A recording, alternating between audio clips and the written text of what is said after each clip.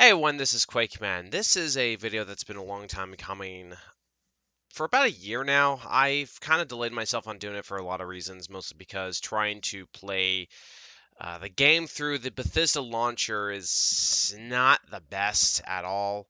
I am not a fan of how the Bethesda launcher functions, as well as updates, but that's a completely different story. So, the reason I'm making this video today is because of E3. Well, at E3, I should say specifically. Bethesda had their little thing back on Sunday. I'm recording this on Thursday.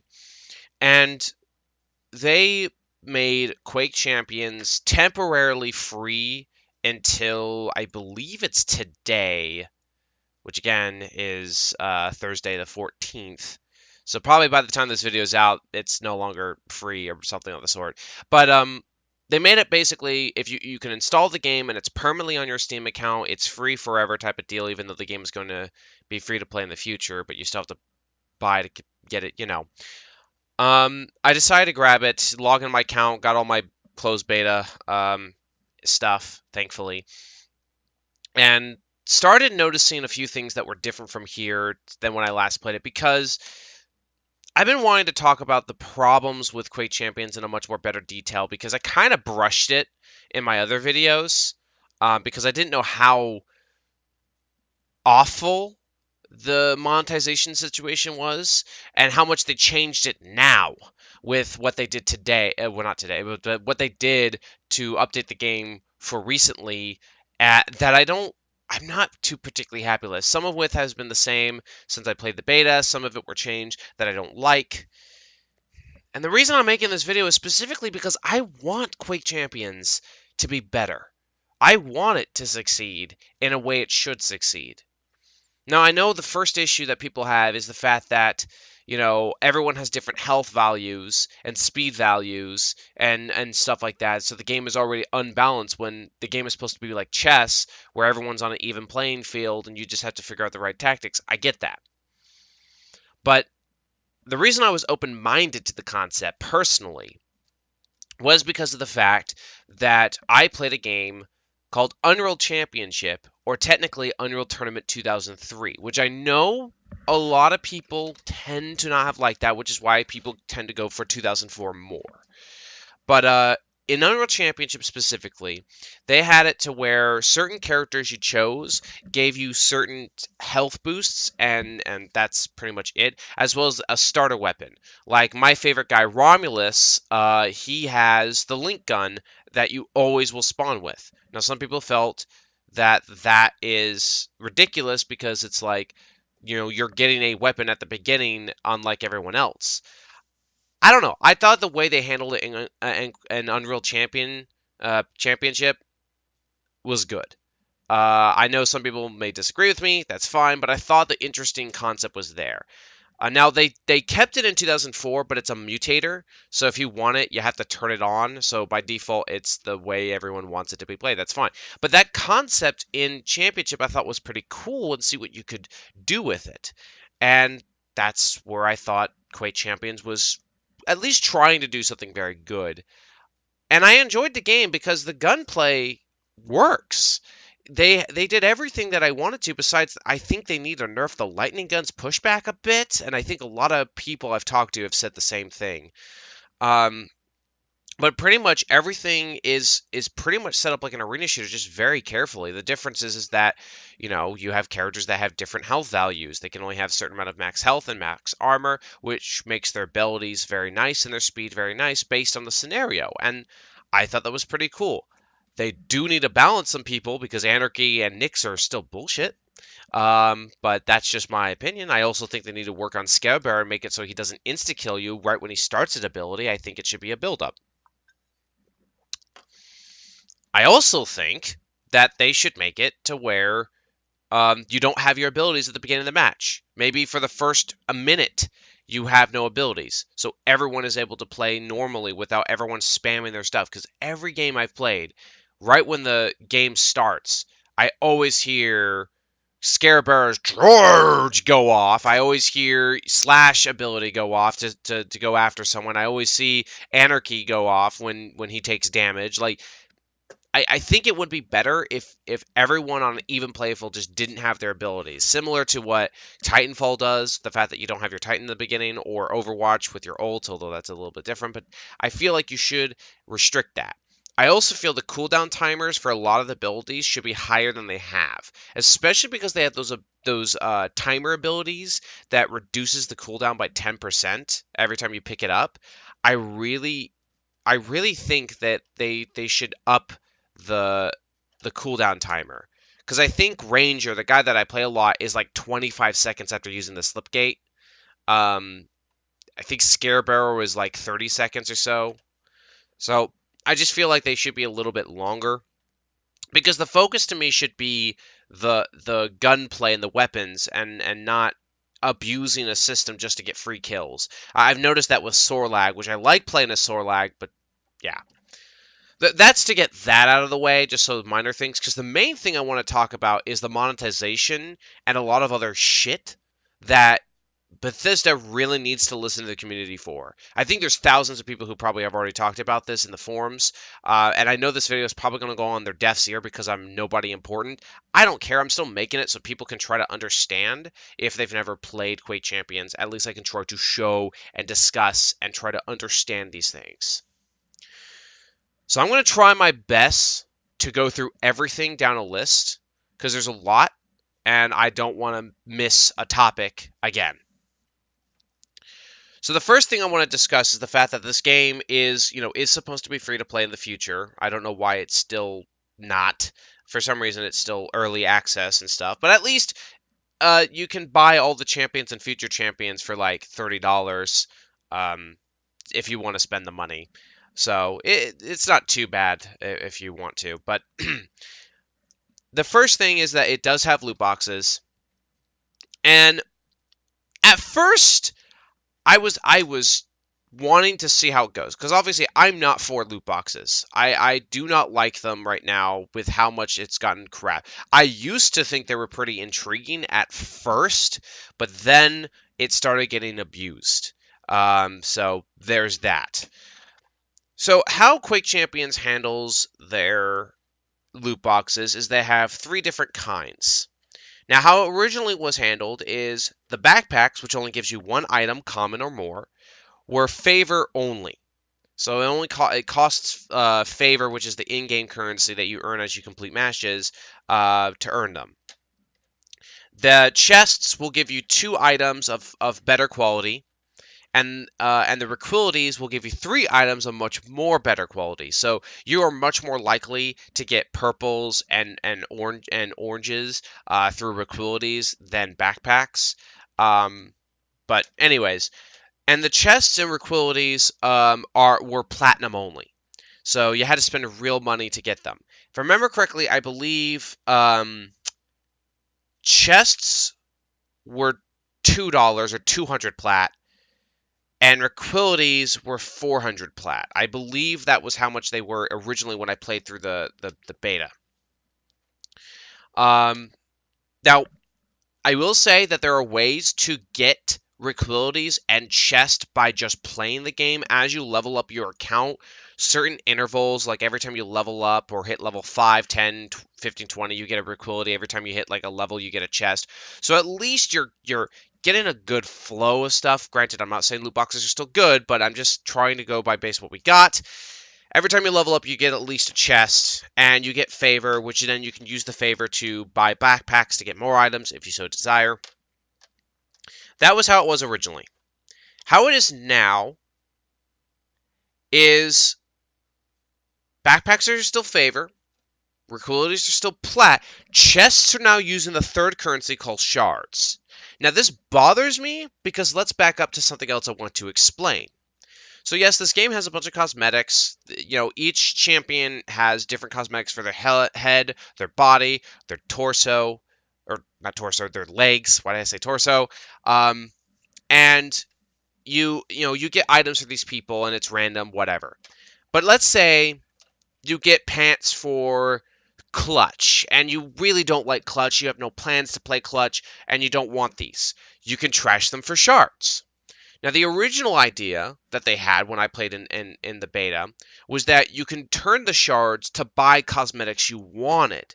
Now, granted, it's still a problem because you have to waste so much loot box random generation to even get to that point, but at least there's a possibility of being able to buy said stuff without, you know, bullshit.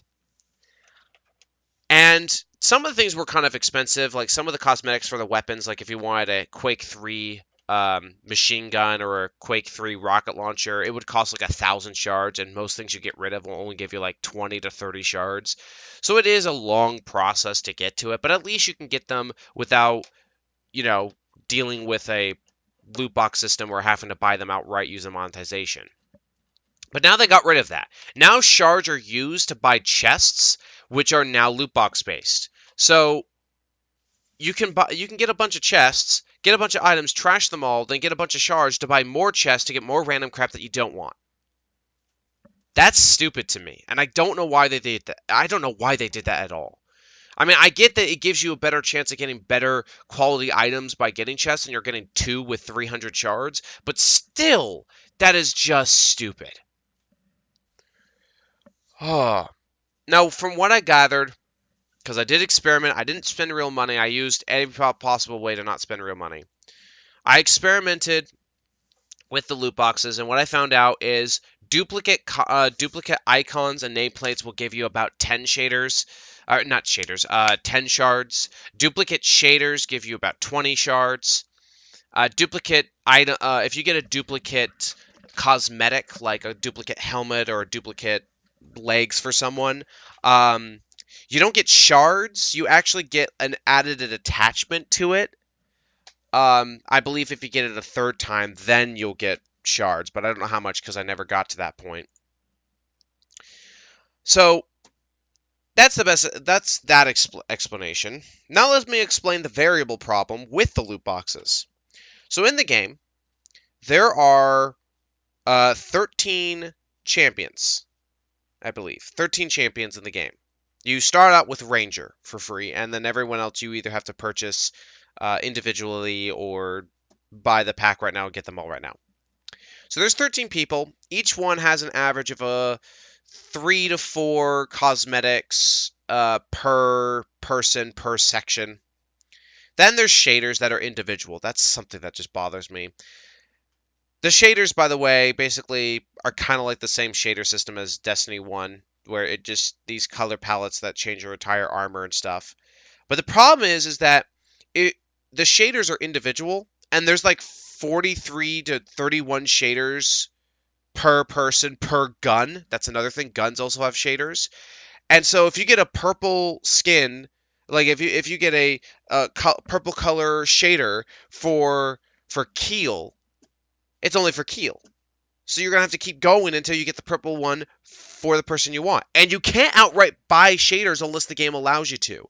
There is a bundle on the storefront for like $2, 200 plat, that will get you shaders for all the champions. All of them. Cool. Why can't that be a system all the time? But no, no, you have to deal with loot boxes all the time, and the bundles are so rare and far between. It's not like most games where they tend to keep certain bundles for a long time. Like, it's stupid. So you have that variable with the armor set variables of these 13 people. Then you have the fact that there's icons and nameplates you unlock through the loot box system. Then there's this one that I wanted to get into.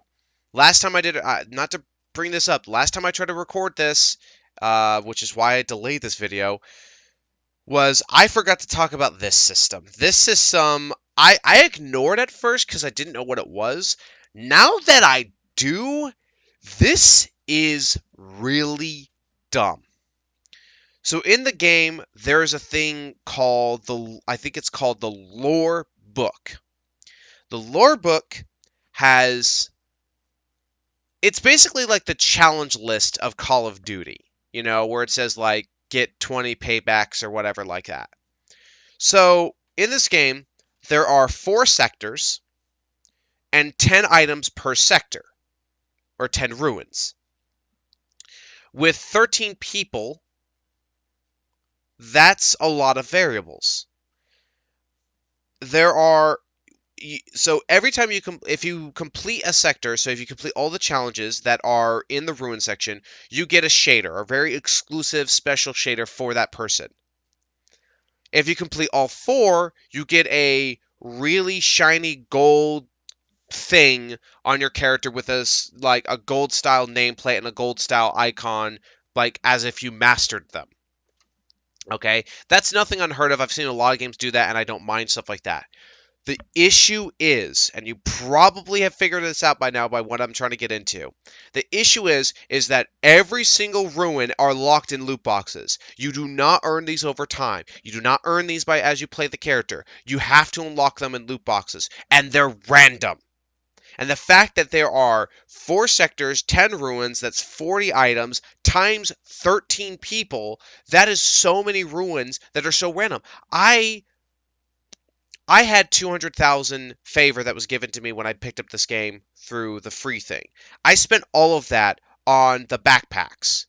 And I only got 3 ruins for Ranger, and I got a mass majority of ruins for Sorlag, Teal, and Strogg. Characters I'm not really planning on playing a whole lot. So yeah. And the challenges include, like, get 20 denies, get 50 tank medals, get 50 kills with the machine gun. Some of them are ability specific, like for Scarecrow, I got one for getting kills using your abilities, which are called choo-choo medals or something. So they're basic challenges. And each challenge can get you 5,000 favor. They can get you 5 backpacks. They can give you 2 chests. They can get you a Requility. But the fact that you have to get these things for loot boxes is just so stupid. I get that you get 2,000 favor is so easy to earn in the game, especially because you get 3 daily challenges every day, and if you can, and they're like 2,000, 3,000 favor each, and you get a free backpack if you complete all 3 challenges of the day. And so I get that backpacks are the easiest way to get ruins, so it's understandable that you're going to get a lot of the backpacks, which again are favor only, you don't spend real money for. But it's still stupid to lock behind the system behind a loot box. Why can't you have it to where you lock them over time as you level up your account or as you play said character? You know, why can't you just have it day one? Why isn't it just not there available day one? Why can't you just have these challenges available once you hit a certain threshold? It's stupid to me that that system is locked behind. You know, there's so many different ways you can get these loot boxes freely, but the fact that it's so much wasted time to get them is so stupid. I also should mention there's also a daily reward system. Where you have to log in, you get a daily reward. It bounces between a backpack, shards, sometimes you can get a chest, I believe.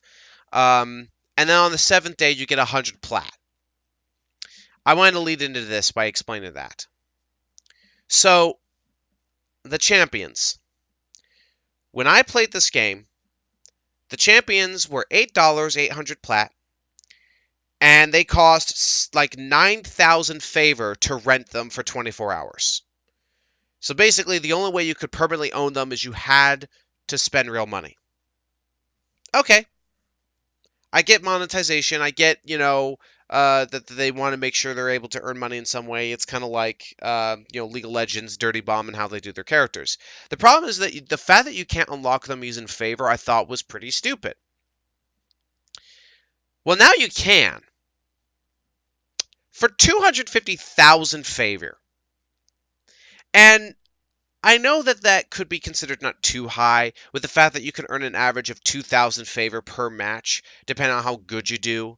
And you have 3 daily challenges that are 2,000, 3,000 favor. And if you're playing multiple matches during the day, you can get an average of maybe 20,000 to maybe 25,000 favor a day. But the fact that that is still a long time before you actually, can get the person you want. Now, I couldn't tell. I think I got people rented out for 6 days by opening loot boxes, which is stupid. And I remember unlocking Nyx permanently through a Requility, which I don't know if that is still a thing at this point. So it frustrates me with all of these things they're doing. Now, the reason I bring this up is that technically You could unlock these people without spending a dime, but you would have to log into the game every day for 7 days for 8 weeks.